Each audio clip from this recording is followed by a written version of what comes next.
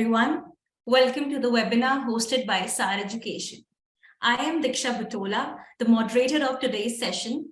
We are back again with a very informative session on teaching and learning in foundational year, what, why, and how as per NCFE 2022.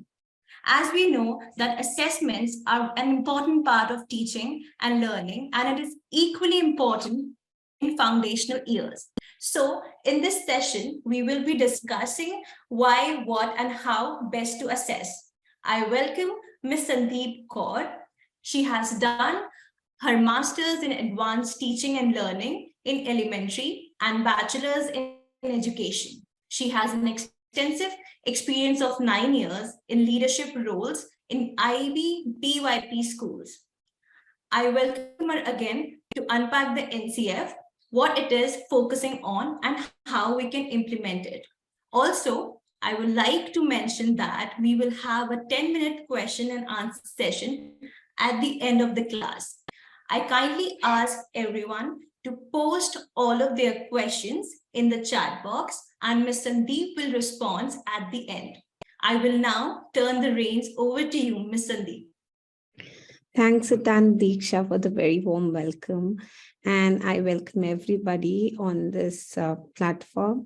And thank you for taking out time to be a part of this small discussion. So I'm going to share my slide with you, sharing a brief description about myself. So Diksha has already shared about my professional life, that I'm currently working as a PYP coordinator in an international school in Tokyo. I am mother of 2 grown-ups, 24-year-old and an 18-year-old. In my free time, I love to listen to music. And I've also got an opportunity to work very closely with the Regional Director of Education of NCT Delhi to support more than 100 teachers to understand the PYP philosophy.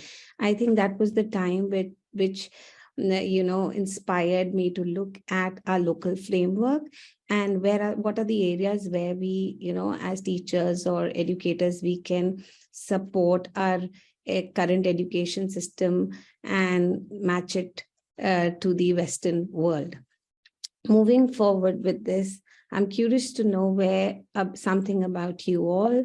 So introduce yourself in a tweet. You can include a GIF or a video, etc. in your tweet. And I'm going to post a small a link in the chat box. Just a sec. Stop sharing. 1 second. So please introduce yourself using this link. To use this link. So if you're posting something, just go on this plus icon. You can either click a picture of yourself, write something about you, upload something about yourself, add a video link or something to describe about you.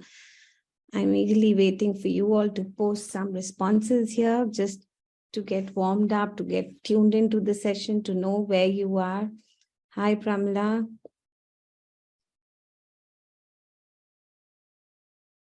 It'll be nice if you can describe a little bit more about yourself. What curriculum are you teaching? Why are you here? What inspires you to be a part of this session? You can also click a picture. You can also attach a video. Hi, Gayatri, you're a teacher from New Horizon Public School. Great. I'm wondering if you can add something on this Padlet. Thank you, Parinita. Always ready for new inputs in the education system, CBSE curriculum, of course. Yes, I think it's time that we all gather together and see how we can. Divya here, want to be a good teacher. Oh, wonderful, Divya. Divya, I see your response in the Q&A. It'll be nice if you can post something on this Padlet.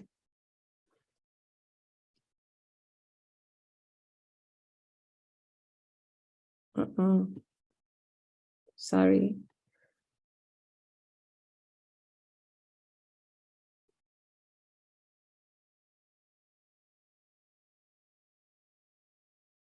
Wow. Nikita's young, energetic, enthusiastic, keen to learn new things. Wonderful. Sukraj Kaur, Miss Sukraj Kaur Brar is from Kotakapura, Punjab. Wonderful. Great. All right. I see it's becoming easier for you right now to post. Wonderful. Great. I have some questions, something in the chat. Okay. Bandini, I'm a nursery teacher from Delhi International School, New Delhi. Wonderful. Want to be a good learner, to be a good teacher. Absolutely. Yeah. And with collaborating with other educators definitely gives you an idea and insight into how we can support our students. Great. All right. Wonderful. I love that somebody's been a risk taker. Yeah. And hi, this is Sunita Sharma in Graham Institute, English School, Ghaziabad. I see her excitement with the emoji. Wonderful. Thank you. Thank you, everyone, for adding that. All right. We are going to move forward and just, I have a little prompt of if you could look at the picture and what do you see is happening in the picture, a provocation, and what do you think is so maybe you can just use a chat box to write what do you see in this picture, what is happening, and what do you think is the purpose of this kind of an assessment? And any questions you have. So the picture has, for a fair selection, everybody has to take the same exam. Please climb that tree. This is a very common cartoon describing about assessment. I thought of pulling it out from the web. So again, inviting your responses in the chat box. What do you see is happening in the picture? What do you think is the purpose of this kind of an assessment? And what do you wonder about this assessment? So I'm waiting for you to share your responses. Okay, I see a teacher is telling them that the climb on a tree, but some animals cannot climb, such as an elephant, same as there are some students who cannot give responses. All right. I'll wait for one more. Okay, everyone is unique and has their own learning preferences and strengths. Wonderful. But again, going back to this, what do you think if this kind of an assessment is given out or to people or to students? What are your questions about it? What are we trying to achieve if we have one kind of an assessment for everyone? We've always gone through that, and it's a very common thing that we've experienced. But have you ever wondered why we are doing it? What is the objective behind it? What is the purpose behind it? Is trying to teach a fish to fly. All right, every individual is different and must be treated differently. Absolutely, it's a task beyond few students' capacity. Yes, every individual is different. Critical thinking skill has been observed by teacher. Okay, every students have different ability and mindset. Every child has individual differences. Yes, this type of assessment will neither help the learner nor the student. Yeah, quite true, because if I am trying to teach a fish to fly, just like what the Albert Einstein is saying, that everybody is a genius, but if you judge a fish by its ability to climb a tree, in the whole life, the fish is going to believe that it is stupid and it's difficult. And as educators, if we are trying to put everybody in one bucket, and we are trying to assess everybody irrespective of understanding their abilities and interest. What are we imparting? What messages are we sending? I think we're just telling that you're not capable, you were not good enough. That's the kind of a message that probably we are trying to send to our students. And is that the objective of education? Is that the objective of teaching learning? I am quite surprised. Okay, let's look at this. So in this session, we are going to look at why, what is the purpose of assessment, and how can we assess, or what methods should we use, or tools we should use to assess our students. And what do we do with that assessment data? And how can we communicate the assessment? So in probably these 45 minutes, we're going to discuss about the purpose, how can we do it, what do we do with that information, and how we can communicate this, and to whom do we communicate it? All right, let's look. So what is the purpose of the assessment? So the purpose of the assessment is to identify the needs of the students, helps teachers to take the future course, like where my students are, how I can support them. It also helps the students to consolidate their learning. Teacher also can consolidate her class learning. The information gathered through this data can be shared with different stakeholders. And furthermore, we can have an action plan to support our students. Like I'm aware that I saw the form that we all are, you've got more number of years of experience than me, and you're all aware that this is what is the purpose of education. But here we'll probably look at how can we do support our learners? How can we do it in the best possible way, instead of just taking all our students, putting them in one basket, having one kind of an assessment for them. Right. Okay. So assessment at foundational years has to be a stress-free for the learners, right? Because at the age between 3 to 8, when you're looking at, that's from nursery to grade 2, it has to be stress-free. The environment needs to be conducive. It needs to be emotionally safe space. And explicit tests and examinations are inappropriate. That is what the NCF says, that if you say that, okay, we have term exams, you have unit tests, that's not the appropriate way of assessing a student. The connection with the outcome and the assessment should be very clear. So the learning intention, whatever you're trying to assess, and the task that you've given your students, there has to be some kind of a connection. It has to be very clear. The assessment should also support diversity in terms of catering to different needs of our students, which we just discussed about it. And there should also be a process of documentation and recording, which I'm going to talk further in my presentation. And apart from this, when we are talking about that, now you must be thinking, well, if there is no formal way of assessing, then there has to be, you also need to have a connection between the learning outcome and the assessment strategy. It should also support diversity. It can be overwhelming for the teacher, but however, NCF does not talk about that. It says that there should not be a burden on the teacher, and the teacher has the flexibility of choosing appropriate tools. So we'll discuss about the tools also. What kind of tools? How can we assess our students, right?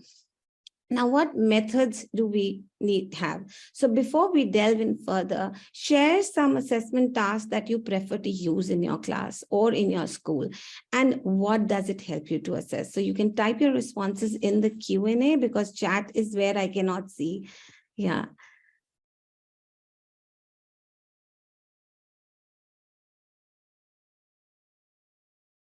So I'm waiting for you to respond.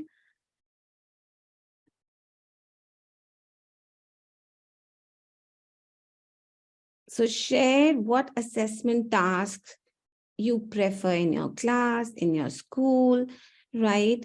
And what does it help you to assess? So being a teacher, what are the assessment tasks that you use? And what does it exactly help you? Exams, all right. Hands-on activities, pen and paper, all right. Oral skills and reading assessment, formative assessments. Can you elaborate the task about what makes your formative assessments? And when you're talking about hands-on activities, what do you assess in them? That is probably, you could add more to it. Dictation, ask high order thinking questions, all right. Oral and speaking skills. And what tasks do you use to assess oral and speaking skills? Because that's probably you're trying to assess. Assessment can be done on weekly basis after the completion of the planner, all right? By conducting activities. What kind of activities? And again, going back to the question that what are you assessing through those activities? Real object knowledge should be given, objective questions, storytelling competition, okay, to assess speaking skills, reading comprehension, continuous evaluation, picture reading, all right. Using a lot of flashcards. When you're using a lot of flashcards, what are you trying to assess? Again, picture talk, puzzles. If a student is good at saying his or her response, I would ask them related it to it, vice versa. If they write better, I would ask them to write all right. Okay, giving recognition. Wonderful, great. So we've got some great strategies that have come up, is like hands-on activities, checking their presentation skills, speaking skills, right? Let's see what NCF discusses about it. Well, you can assess your students through observation, because the children are really small, and one day or any specific day when you're trying to assess might not be inappropriate. The child could have had a bad day, or not well, or not feeling good about it, and that's not the right way of doing it. So you could collect a lot of information through observation. Plan for observation, observing few children, keeping in mind the curriculum goals you would want to assess. So you could have days planned for it, like somebody already shared in the chat that you have your weekly after the planner. And create appropriate task. When I say appropriate task, that means age appropriate, relevant, looking at that context, looking at the age of a child, social, emotional factor, looking at this economical background, all those things. For example, if you're looking at a gross motor skill, you might want to look at outdoor learning works. If you're trying to check students' social skills, you would want to give, working in a group, because in the last session we did discuss about not just looking at the content but also helping children to develop their skills. Have your tool ready with you. When I talk about tools, that means how are you going to record the data, what are you going to do? Gather evidences using tools, anecdotes, videos, recordings from your class observations, and then reflect and assess using the record to track the student progress. So once you've gathered that information, you could probably, as a teacher or with your cohort, you could reflect on it, and you could plan further about it. I've pulled out a few examples from NCF which talk about observing a storytelling session. So it talks about how involved the child is when there is a storytelling session that's taking place. If the child is able to describe the picture when you are saying, oh, what do you see on the cover page? The child is sharing the prior knowledge in terms of I share animals, or I see a blue color. So that means what kind of animals you're seeing, or if the child is talking about colors or characters. So that means the child is trying to share the prior knowledge. Is the child asking questions of different characters in the story? That means, is the child interested? So that is displaying curiosity. Connecting personal experiences with the events of the story. We often see when we are narrating a story, the children start beginning to participate by sharing, oh, I did this. This is what had happened to me. This is what maybe my mom or my parents told me, a similar kind of a story. So the child is trying to build in personal connections with the story, right? Recalling familiar words from the story, whether you can, whatever word study you've done, the child can read or talk about them, and they're able to express their likes or dislikes about the story. So when you look at the story component, which is a language thing, the child is building connections within the text, beyond the text, within the text, is by recalling familiar words or sharing, asking questions about the character. And when we talk about beyond the text, the child is connecting personal experiences. So NCF explicitly gave an example of storytelling if you had to do an observation. What about the guided conversation that when we might have it in the circle time or in the class? So another example that I pulled out was that is the child listening to others during circle time? Is the child waiting to turn to speak, expressing their pleasure or displeasure when listening to others, participates in sharing examples? So again, now here you're focusing on developing skills, right? Listening, speaking skills, a language component, or you're also looking at social skills. So this is how if you have explicitly written with you, you can assess that, you can check on that. What about play, which we've been discussing about it? Is the child able to solve simple problems, or whenever the child is playing, the child comes to you for support, or is able to, resolve things on its own, or able to find out how to go about things? Is the child using large and small muscles to engage in play material, which you might have kept in that space? Again, looking at the age appropriate, what is your learning intention? You could assess that. is the child able to express different emotions? Because when you're working in a group, in a cohort with your friends, are you able to, are you very aggressive? Do you end up fighting?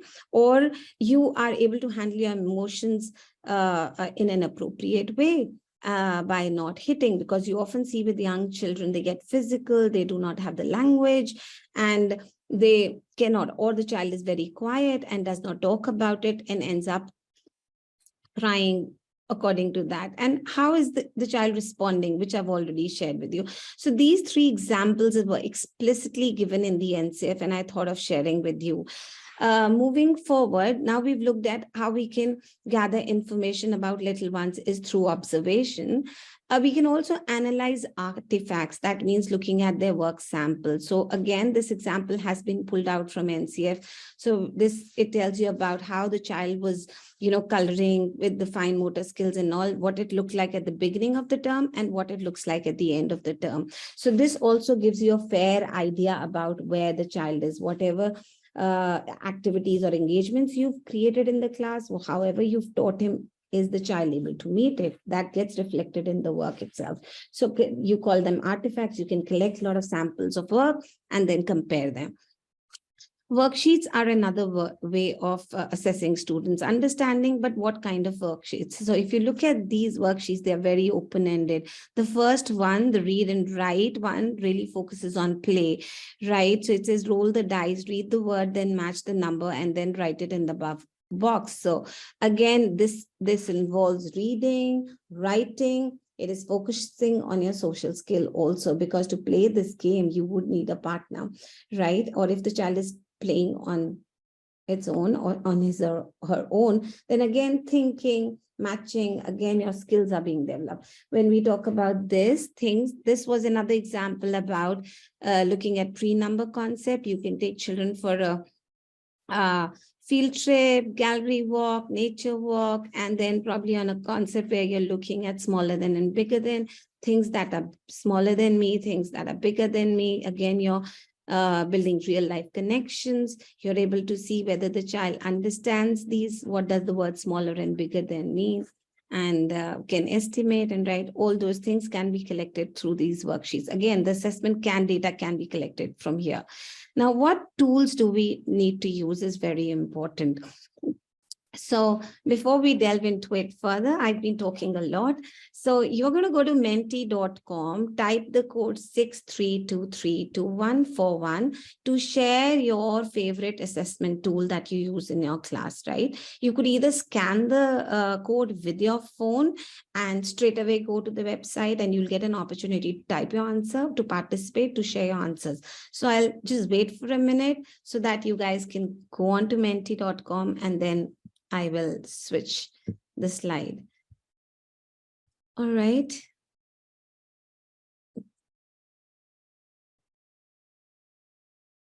Okay.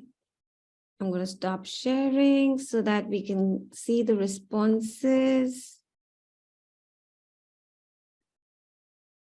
All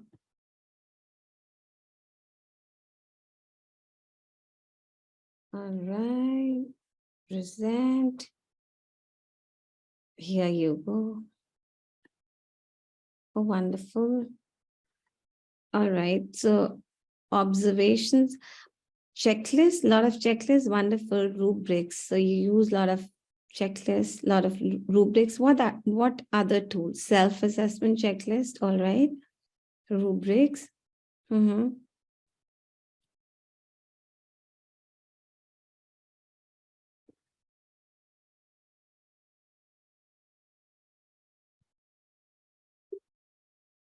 Quizzes, yeah, you get a lot of quantitative data. Yes, through quizzes, absolutely.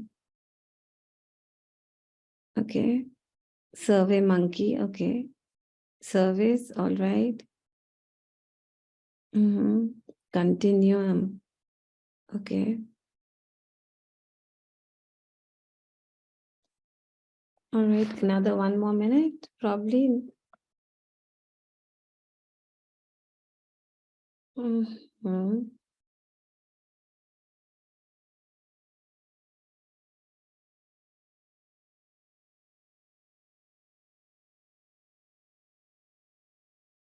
Life, interesting. Okay. Connecting with them with real, okay. Rhyme recitation, yeah. Okay, wonderful.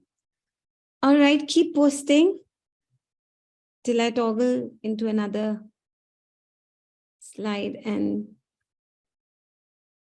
share with you. Second.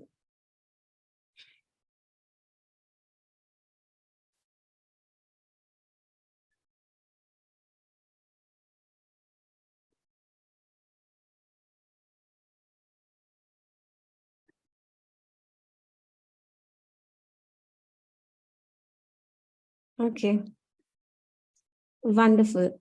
Thank you for sharing your responses, right? Moving now, let's see what NCF shares about different kind of assessment tools.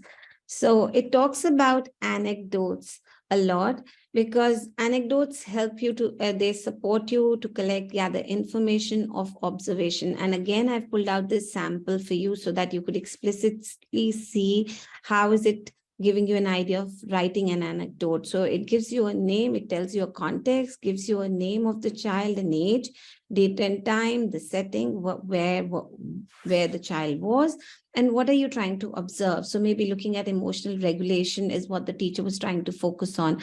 And the observation the teacher writes in a narrative. I read the story. Rajesh hugs her sister to my class. Devi got agitated and pushed around the children sitting beside her. After story reading, I asked the children to draw a picture. And in this picture, actually the girl blackens the picture of her brother. And I asked her about it, and she said that that's my brother. I don't like him. He always teases me and takes my food. Mother and father like him. And it also talks about Devi getting agitated and pushing children. And what is the interpretation? So Devi seems to have difficulty coping with her feeling for her brother because she is trying to color her brother black, and she may not know how to communicate her feeling because she's already colored it, and she's showing her agitation by pushing other children, and also that she says that mother and father like. So this was affected. This was affecting her behavior with other children too. And what is the plan of action? So the teacher explicitly talks to Devi parent about this. That's the plan of action the teacher is going to do. They may need to do a few things at home, like making her brother and Devi play together, do some chores together, explicitly giving example of how to support the child, and give more. And what does the teacher needs to do at home is to support, pay attention to Devi and observe more things about her, read more stories and role plays. So this is how NCF talks about writing anecdotes and recording information of students in the class. We've discussed that a lot of you are already using checklists. So a checklist is a tool to keep a track of number of things, and it is multiple outcomes that you assess. So maybe when I'm observing, when I have a task plan, I have multiple things to assess. That's when I create a checklist, and it's quicker. And the format is either yes or no, and the learning outcomes are usually in order. And I've shared with you that it takes very less time, but somehow this tool is not appropriate for reporting because it is very brief, it is not detailed, it does not have any plan of action, and it is just to gather information, but you will have to build on it. So this is what NCF says about this tool. And this is an example of a checklist. So you have your learning intentions very clearly written, listens with attention to spoken conversation and stories, recites, repeats poems, action songs, and participation. So this is what you're probably assessing. So let's say we have a show and tell. So we can have, okay, the child is able to recite, repeat poems, or join in. And you have, before the activity, you also have instructions. So when you have the whole package of it, you list down all your learning outcomes and you assess. So this is one example what was given in there, and I thought of sharing with you through this small session. Then let's look at event sampling. Now, event sampling is basically focuses on behavior or any other issues. And it is a combination of anecdotes and checklists. So we've already discussed how to, a tool that we are using is Anecdote. We've discussed about what checklists should look like. Now, the another tool that NCF talks about is events and sampling. And it's basically done for behavior. So each time a child does not show an appropriate behavior, the teacher captures the detail in it, and she takes the recording of it. It could be a combination of probably having when the behavior happened in a form of a checklist, or you might prefer to write an anecdote about it. Again, a sample pulled out from NCF, but this format is basically using the anecdotes. So again, this was in for 4 to 5 year old, name of the children, and what the child, probably the teacher is looking at is a group work, and the teacher sees how are the students interacting in a group. So if you see, there are what her interpretation are. I had given them a task to work in a small group of 3 or 4 and create a picture using twigs and leaves. They had to collect these from outside and then come in to finish the task. Muthu, Chandri, Suryan, and Karthik were in one group. Karthik touched the twigs and leaves, but did not contribute towards completing the task. He ran around disrupting other children. And then she has observation for Chandri and Muthu cooperated with each other and created the tree model from the twigs and leaves they collected. Suryan seemed to enjoy the process, but didn't contribute much. What is the interpretation of this behavior? These children are at different level. Karthik exhibits disruptive behavior, is not able to focus on the task. I will need to work with him on this. Suryan, while not disruptive, will need support to demonstrate appropriate social behavior. And Muthu and Chandri can work well in a group. Here, this goes with this. But because he's not contributing. So, and there's a little anecdote. I was specifically concerned about Karthik disruptive behavior. To understand it more, I decided to do a frequent sample observation of Karthik, observing him every 5 minutes in a period of 30 minutes, every alternate day, and interpreting his behavior. How much time he's able to focus on a given task and understanding the cause of this behavior. I recorded this in a simple checklist form. I could then work on the solution. So you see how the teacher has used an anecdote, very detailed one, how she's recording the regular behavior. So she has a time that every 5 minutes and 30 minutes, she's trying to check and sees if everything is in place. I tried creating one event sampling checklist for you. This is not what was present in the NCF, but this is what I created. So if the intention was group work, stays focused on by participating Muthu, Chandra. If I had to do all students together, who demonstrated disruptive behavior, who was working collaborative in the group, and a few comments. This is another way of doing this in case you feel that that was a detailed one. So we've looked at anecdotes, we've looked at checklist, we've looked at another way of collecting information, a tool that is event sampling checklist. What about the rubric? So they describe a level of performance from one stage to another. It clearly states the criteria of development, right? And it gives the opportunity to be students to be at different stages. So it's not yes or no, that since we've already shared that the children are at different learning stages, they can be put on different stages. So you see what does it detailed, you have a descriptor to it, that what does advanced means, what does proficient means, what would it look like it progressing, and what would it look like in beginner. So the teachers can create this. So using a variety of tools in the class helps you to collect data and assess and put your observations and everything. So it becomes easier. So depending on your time, depending on how detailed information you want, you can use a variety of these tools. Then it also discusses about self-assessment, because in the end, you want students to become self-capable learners, like independent learners.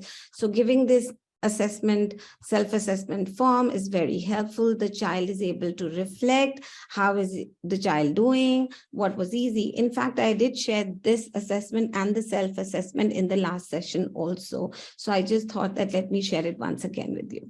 Yeah. Now, what do we do with this assessment data, right? We've got so much of information. What are we going to do with it? Why is it relevant to us? So going back to you, I've been talking a lot. How often do you refer to this assessment data? What do you do with this data? Please type in the Q&A. Yeah.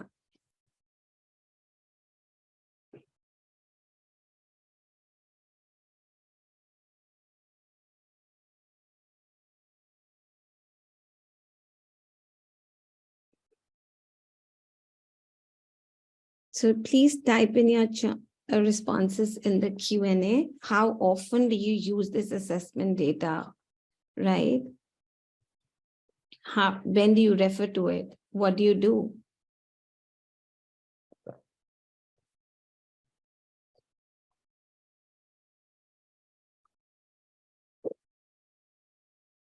It'll be nice if you type in the Q&A because I'm not able to see the chat responses for some reason. Assessing a child to know where he or she is lagging. Okay.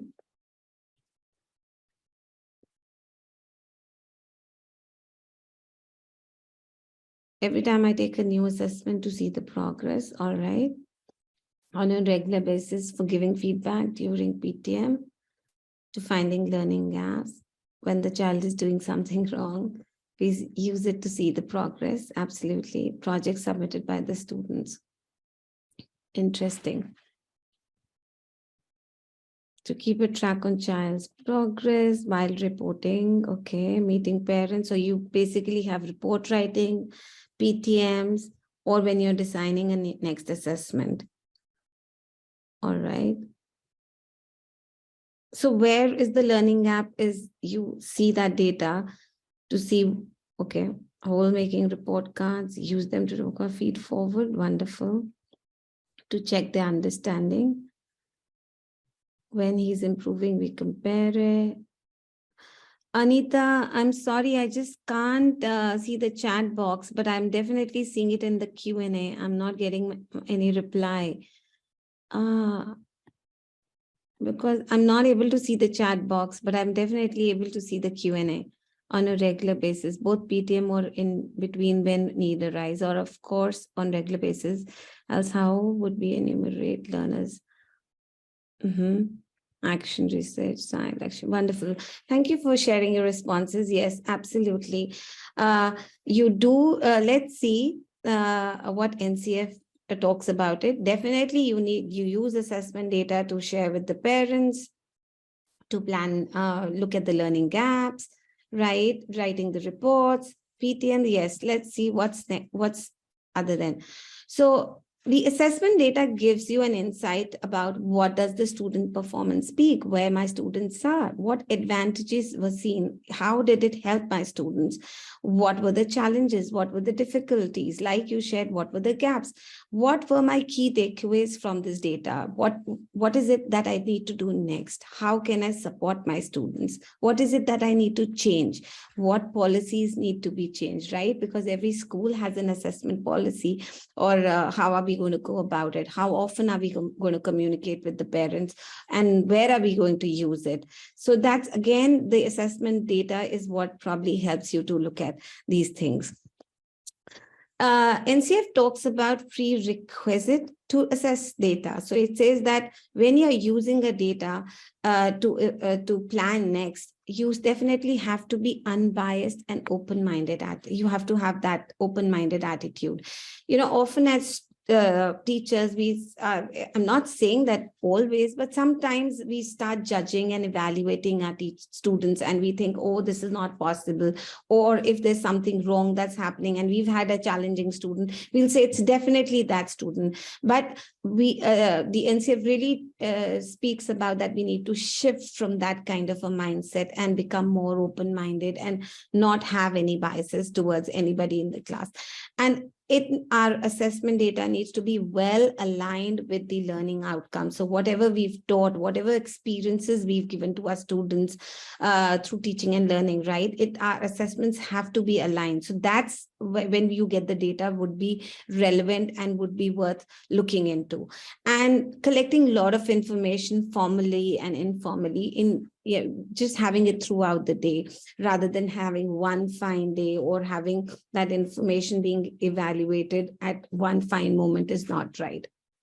So Again, what do well-aligned learning outcomes look like? Again, I've shared that listens with attention to spoken conversation and stories. I've just brought that example again in front of you so that you see how explicitly and how neatly they are written, that you exactly know what's going to happen, what would the outcomes look like. And if you look at emergent reading, also creating awareness, meaning making, demonstrate awareness of the print in the class and environment. So can read where is the written words or anything like that. So all these have to be written very explicitly. You can pull them out from your curriculum documents, or if you've gone through an NCF, it also has given you learning outcomes. Now, what would assessments during the day look like? Because it says integrating it throughout the day. So if you look at it, this again, example has been pulled out from NCF. Like if I'm looking at participation or distraction or involvement, having a checklist like this, and you can just have it and you can just scribe on it.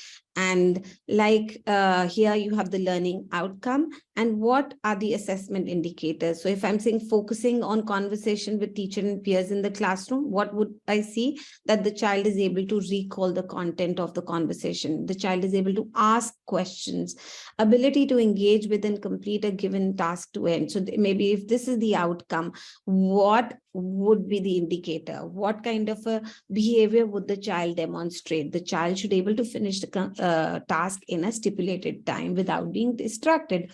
Able to listen and engage with audio inputs. That means the child listens, is able to comprehend, and can think about the story, right?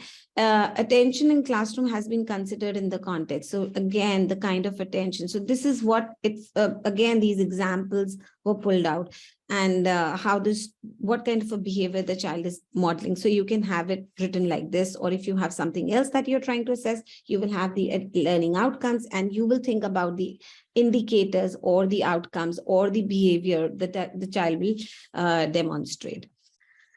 All right. Now, where do we use data? We can use data to revise and practice the skill. Like if I feel that my child is not up to the mark, these are the challenges. So maybe the child needs more practice on that skill or that content. Maybe my next learning task or planning would be based on it. Using a variety of strategies to support students. Again, and because it helps, the assessment data also gives you an insight about your students' interest, what stories are they trying to tell, what are their passions and what are their goals. Like, right, if you have variety of assessment tasks where the child gets a choice, that let's say if you want to talk about the favorite part of the story, you might say, okay, draw, you might say write, probably a few lines about it. Enact, if you give choices, you know your what interests your child, how can your child demonstrate the best way how your child has learned, right? And what is your child passionate about? So all these things can be displayed if you have variety of assessment strategies that you've given to the students. And also it gives you an opportunity to give feedback to your students.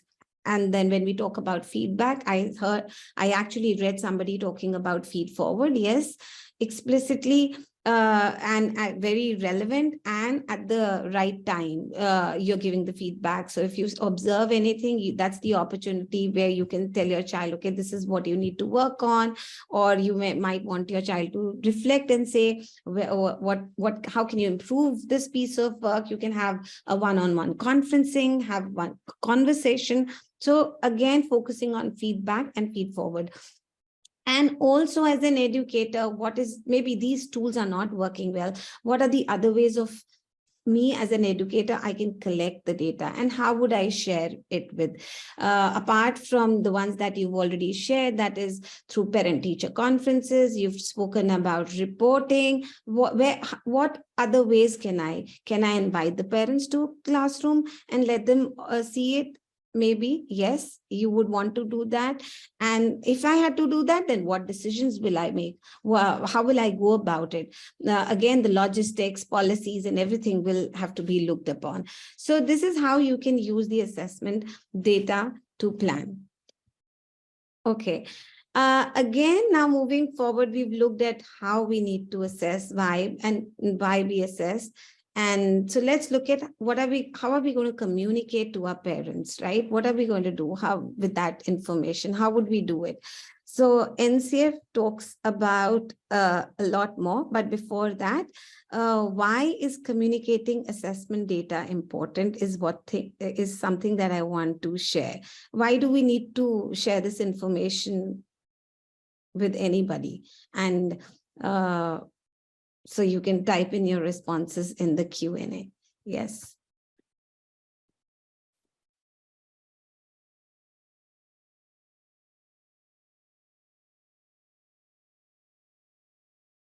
So I'll wait for a minute. Why is communicating assessment data important?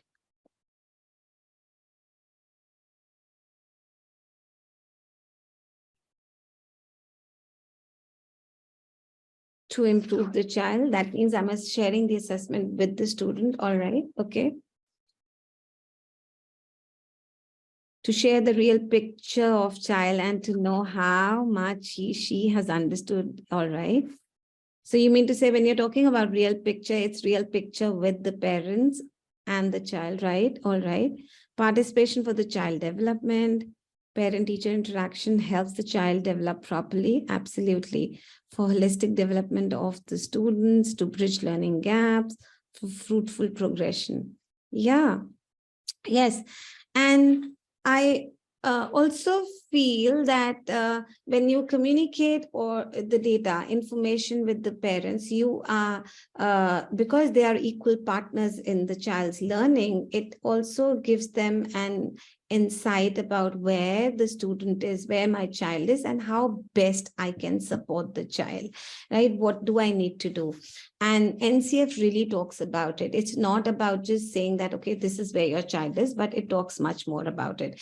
So I've pulled out this text from here. NEP 2020 suggests that HPC is a multi-dimensional report that reflects in great detail the progress as well as uniqueness of each learner in all these fields: cognitive, affective, and psychomotor domains. So when you're sharing this information, this holistic approach, whatever you're doing is report that you're getting it ready, you are not just focusing on the cognitive, but you're looking at all the three domains: learning and emotional and the physical domains also. So the components of reporting, it says that providing a general information about the family, having a summary, talking about the challenges, and also talking about the interest of the students and the areas that need strengths. And I really like that how they've discussed about including comments and observations from parents, which is so important because they're also somewhere seeing where the child is behaving, or what is the child doing with that information, how is the child demonstrating, because apart from school, somewhere there is some kind of an evaluation also happening at home. So having those comments and observations from parents and adding it to your reports is also very important, I think. And it talks about the equal shareholders, stakeholders contributing towards the child's learning, right? So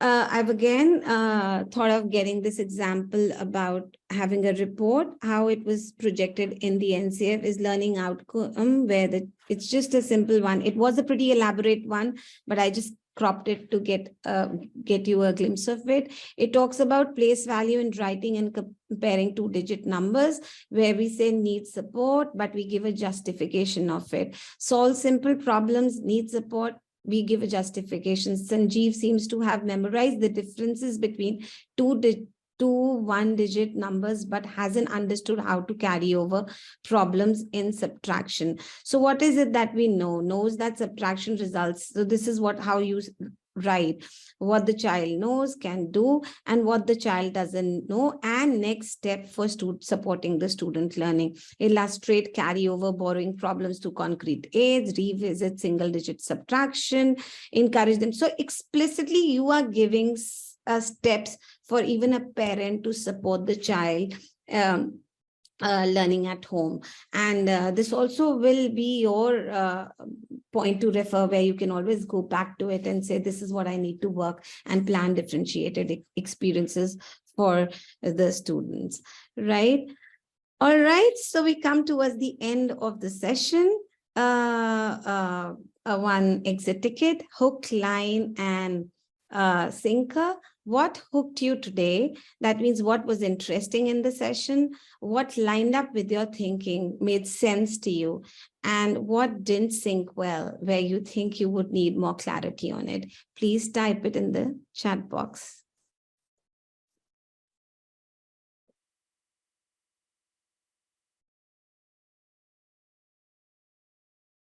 Sorry, in the Q&A. Yeah. Oh, sorry. What is it that hooked you? Or you found it interesting? What made sense to you today? And where is it that you think you really need help?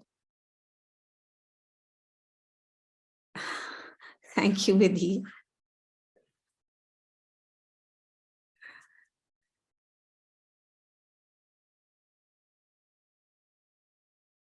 So if you can elaborate, it was interesting. What was interesting in the session? Thank you, Ms. Kaur. But what was wonderful is probably would help us.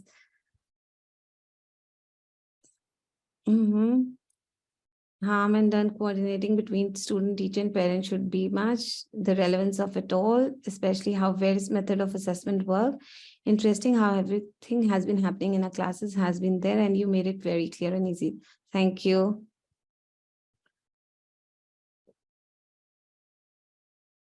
Thank you. Thank you, Ms. Seema. All the information was indeed insightful. All the illustration given by ma'am.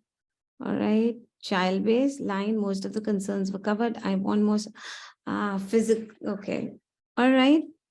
Ms. Sujata will work on it, probably give you more activities, share with you that how can you support kinesthetic learning. All the points were explained in a short time. Thank you. Keeping anecdotes was all right.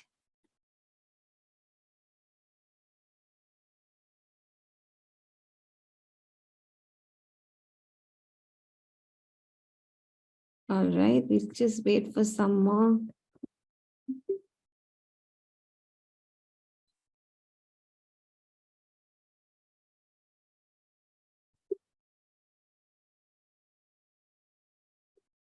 Okay.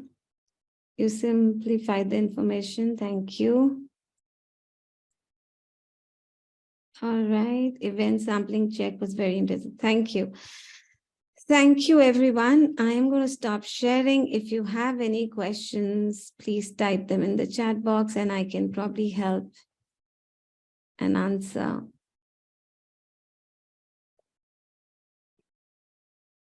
Session will have, in case you have any questions.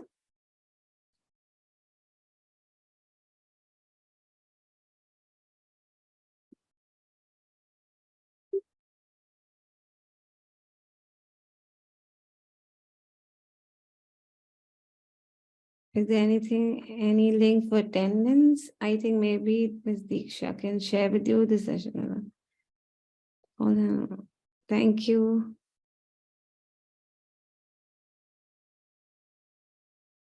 All right, we'll wait for 2 minutes more in case you have any questions.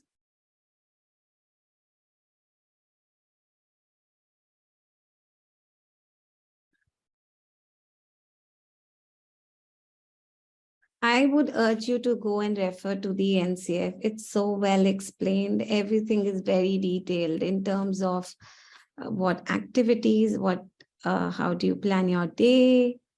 That document is just amazing. It's long. There's quite lots written, but I was very happy to read that whole document. I've been reading it, going again and again, over it. Thank you. Share the PDF with us, ma'am, if you have. Share it on. All right. All right, I'll probably ask Ms. Diksha to send you an email. You can go through it. Any questions regarding assessments, any challenges? We can discuss it together. Okay, Diksha, you want to say something? Yes, ma'am. So thank you so much, ma'am, for such a wonderful session. And we believe that Ms. Sandeep has addressed effectively all of the questions, and it was a great session. Also, I want to thank everyone for participating in this session and being so engaged. So we assure you that we will return with yet another session soon. Thank you. Thank you, everyone. Thank you for your participation. You've been a wonderful audience. Thank you. Thank you.